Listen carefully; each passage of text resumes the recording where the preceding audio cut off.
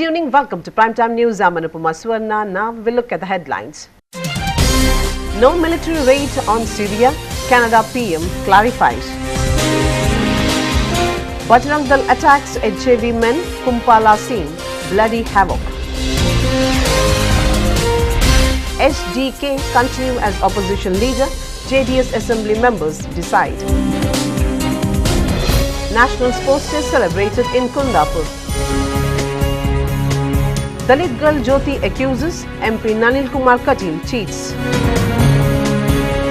Gold Gutka worth rupees 4,23,850 seized by customs at Bajpayee, Mangalore International Airport. Depressed woman on railway track timely saved by passerby and driver. Collapse on elevator at Bendruwell, man dies later in hospital.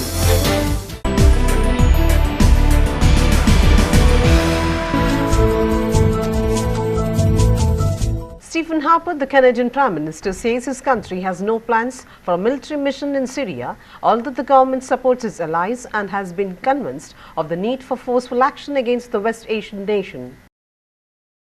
At the present time, the government of Canada has no plans. We have no plans of our own to have a Canadian military mission, Harper is saying. After speaking to the leaders of Britain, France and the US, the Prime Minister is convinced that the risk of chemical weapons being more widely used in Syria is too great. This is a very big risk and we do support our allies who are contemplating forceful action to deal with this, he added. Harper noted that the conflict in Syria is overwhelmingly sectarian in nature and does not have at the present any ideal or obvious outcomes.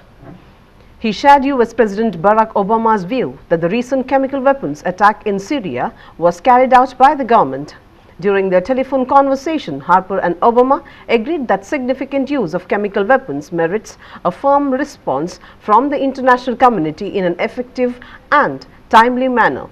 Canada's Foreign Affairs Minister John Baird indicated that Canada wouldn't be able to contribute to the military plans appeared in media reports. There are discussions going on as to the exact nature of what our response could be. I think some have speculated in the media and elsewhere that it could involve cruise missiles or armed drones, neither of which Canada has, he said. Bajrang Dal activists created group of 50 people, allegedly havoc at Kumpala, Balakrishna Mandir and market area with the possession of lethal weapons. They pelted bottles on houses, shops and also attacked a Hindu Jagarna Vedike activist. Sources say that after attacking the alleged HJV activist, they also charged his car. On August 30th at midnight, a group of 50 Bajrang Dal activists from Kumpala area damaged banners and cutouts near Balakrishna Mandir. On hearing the noise, Praveen, a nearby resident who knew the youth, came out of his house and warned them not to create any disturbance in the area. Angered by this, the Bajrang Dal activist threw bottles at his house and as a result, valuables in the house were damaged.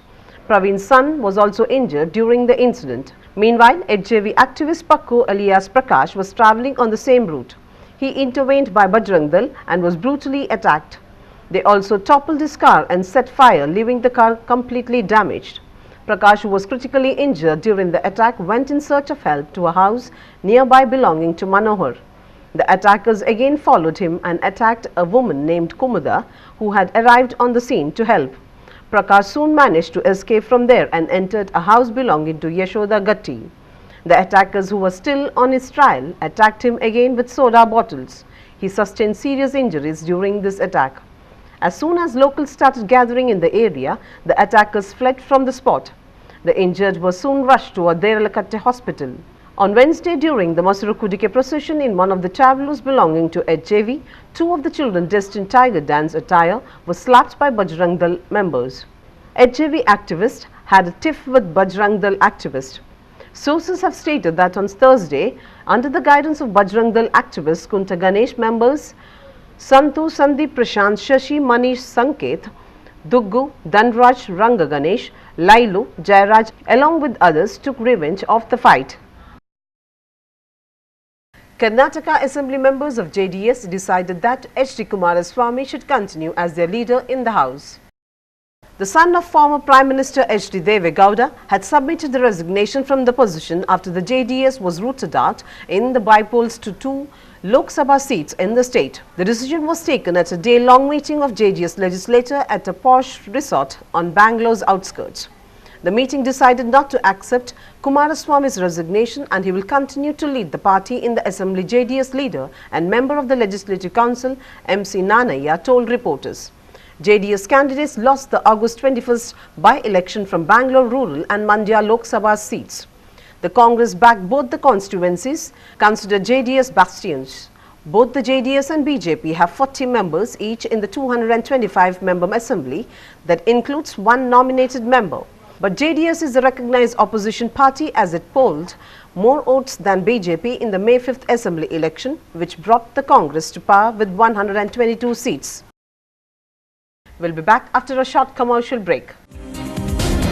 National Sports Day celebrated in Kundapur. Dalit girl Jyoti accuses MP Nalin Kumar Katil cheats. Gold Gutka worth Rs 4,23,850 seized by customs at Bajpayee, Mangalore International Airport.